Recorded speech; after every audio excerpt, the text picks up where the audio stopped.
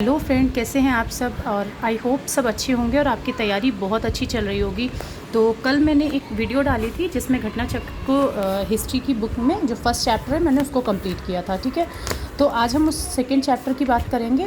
और मैंने जैसे पहले भी बताया था कि ये बहुत इंपॉर्टेंट बुक है। ठीक है, कल मैंने ये वाला जो चैप्टर था इसकी वीडियो डाल दी है, तो अगर आपने नहीं देखा है तो आप देख लीजिएगा। ठीक है, तो पहले भी मैंने बोला था ये बहुत इंपॉर्टेंट बुक है, बहुत ज़्यादा। तो मैंने इसको एक वीडियो के थ्रू हर चैप्टर को कवर करने की कोशिश की है। तो आज हम सेकंड चैप्टर देखेंगे। हमारा सेकंड चैप्टर है सैंधो सभ्यता एवं संस्कृति। ओके, अब हम इसके क्वेश्चन देखेंगे, वन बाय वन देखेंगे और एक्सप्लेनेशन आप वीडियो को पॉज करके और पढ़ लीजिएगा। ठीक है, वरना वीडियो बहुत लंबी हो जाएगी। तो स्टार्ट करते हैं। पहला क्वेश्चन है हमारा, मानव समाज विलक्षण है क्योंकि वह मुख्यतया आश्रित होता है किस पर? अर्थव्यवस्था पर। ठीक है, अब आप इसका एक्सप्लेनेशन देख लीजिए, ये रहा। ठीक है, आपने देख लिया। अब हम सेकंड क्वेश्चन देखेंगे। सेकंड क्वेश्चन है हमारा, हड़प्पा निम्नलिखित में से किस सभ्यता से संबंधित है? ठीक है, तो हम जानते हैं सिंधु घाटी सभ्यता से। ठीक है, अब इसका एक्सप्लेनेशन ये रहा। फिर वही सेम क्वेश्चन, सिंधु सभ्यता संबंधित है तो आदि ऐतिहासिक युग से। आदि ऐतिहासिक, प्रागैतिहासिक और इतिहास क्या होता है कि प्रागैतिहासिक काल में हमें कोई रिटर्न विवरण नहीं मिलता है। ठीक है, तो इसके बेसिस पे हम प्रागैतिहासिक काल कहते हैं। आदि इतिहास में क्या होता है कि इसमें हमें रिटर्न एविडेंस तो मिलते हैं बट हम उनको पढ़ नहीं पाते।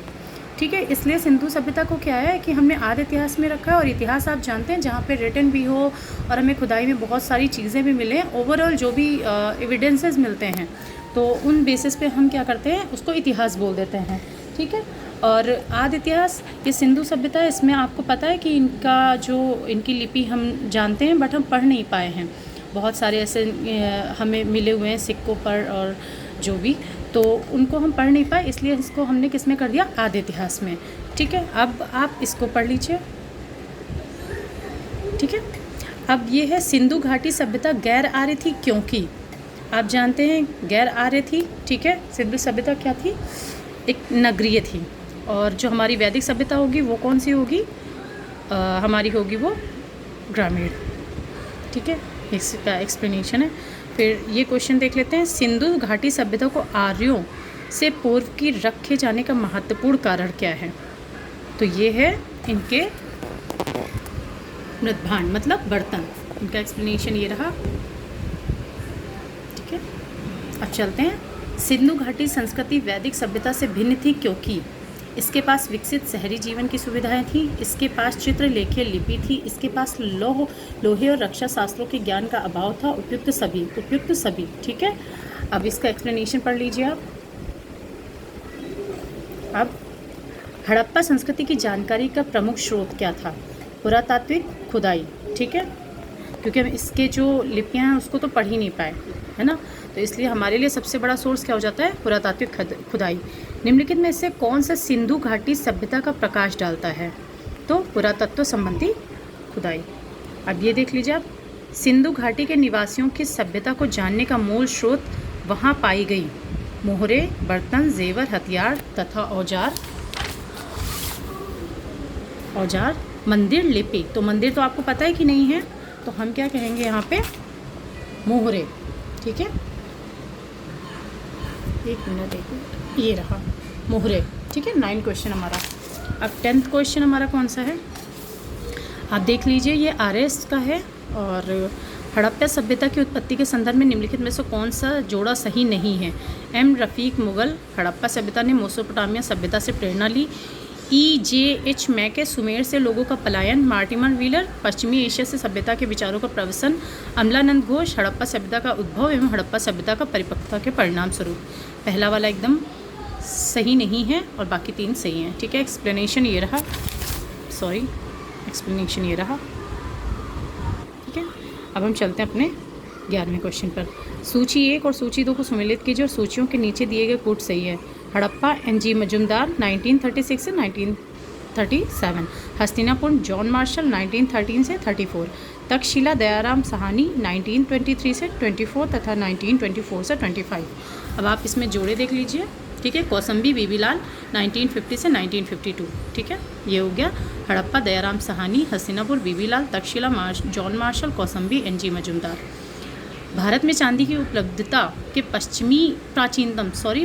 प्राचीनतम साक्ष्य मिलते हैं हड़प्पा संस्कृति, पश्चिमी भारत की ताम्रपाषाण संस्कृति से, वैदिक संहिताओं से, या चांदी के आहत सिक्कों से। तो हड़प्पा संस्कृति से। ठीक है, ये इसका एक्सप्लेनेशन। अब हम चलते हैं अपने 13वें क्वेश्चन पे। हड़प्पा में मिट्टी के बर्तनों पर सामान्यतः किस रंग का उपयोग हुआ था? लाल रंग का। ठीक है, पढ़ लीजिए। अब आता है 14 क्वेश्चन। मूर्ति पूजा का आरंभ कब से माना जाता है? पूर्व आर्य से। ठीक है,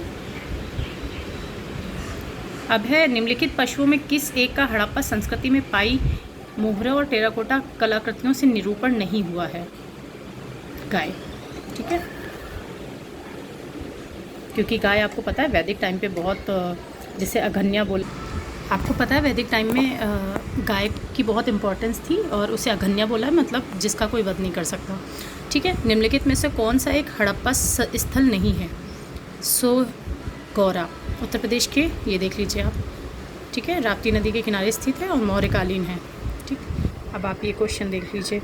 सूची 1 जो प्राचीन स्थल है, सूची 2 पुरातत्व खोज के साथ सुमेलित कीजिए। सूचियों के नीचे दिए गए कूटों का प्रयोग कर सही उत्तर चुनिए। लोथल, जुता हुआ खेत, कालीबंगा, गोदीबाड़ा, धौलावीरा, पक्की मिट्टी की बनी हुई हल्की प्रतिकृति, बनावली हड़प्पन लिपि के बड़े आकार के 10 चिन्हों वाला एक शिलालेख। अब इसका आप ये देख लीजिए। लोथल से गोदीबाड़ा मिला है, कालीबंगा से जुते हुए खेत मिले हैं, गुजरात से धौलावीरा, हाँ ठीक है, गुजरात के धौलावीरा में 10 चिन्हों वाला एक शिलालेख मिला। हरियाणा के बनावली में पक्की मिट्टी के बनी हुई हल्की प्रतिकृति मिली है। ठीक है, एक जुते हुए खेत की खोज की गई कालीबंगा में। निम्न में से किस हड़प्पा नगर में जुते हुए खेतों के निशान मिले हैं? कालीबंगा। अब इसको देख लीजिए आप फिर से। हड़प्पा, सावधान, R37, लोथल, गोदी, कालीबंगा, नर्तकी की मूर्ति, मोहनजोदाड़ो, जुता हुआ खेत। हड़प्पा, सावधान, R37, लोथल, गोदी, कालीबंगा, जुता हुआ खेत, मोहनजोदाड़ो, नर्तकी की मूर्ति। सूची 1 और 2 को उसमें लिख लीजिए। हड़प्पा, गोदावरी, हस्तिनापुर, रावी, नागार्जुनकोंडा, गंगा, पैठन, कृष्णा। ये हड़प्पा, रावी, हस्तिनापुर, गंगा, नागार्जुनकोंडा, कृष्णा तथा पैठन गोदावरी नदी के संबंधित है। अब आप ये देख लीजिए।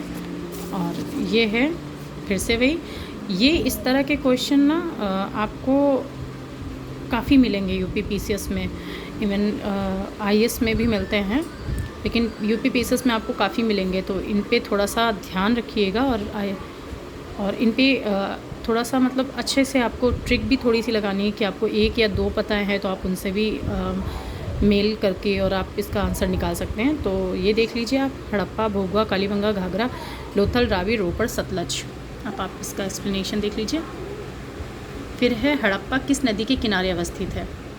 आपको पता है रावी नदी। सिंधु सभ्यता का महान स्नानागार कहाँ से मिला है? सभी को पता है, मोहनजोदाड़ो से। विशाल स्नानागार किस पुरातत्व स्थल से पाया गया है? पता है आपको, स्किप कर सकते हैं आप। आप यूपी पीसीएस प्रीलिम्स में देखें 1992 में कैसे पूछते थे। सिंधु सभ्यता के बारे में निम्न से कौन सा कथन असत्य है? नगरों से नालियों की सुदृढ़ व्यवस्था थी, व्यापार और वाणिज्य उन्नत दशा में था, माता देवी की उपासना की जाती थी, लोग लोहे से परिचित थे। आप ये देख लीजिए, इसमें क्या है? लोग लोहे से परिचित थे। जो असत्य की बात की गई है वो वाला है, आप इसका एक्सप्लेनेशन देख लीजिए। ठीक है, अब ये वाला सिंधु घाटी सभ्यता जानी जाती है अपने नगर नियोजन से। मोहनजोदाड़ो और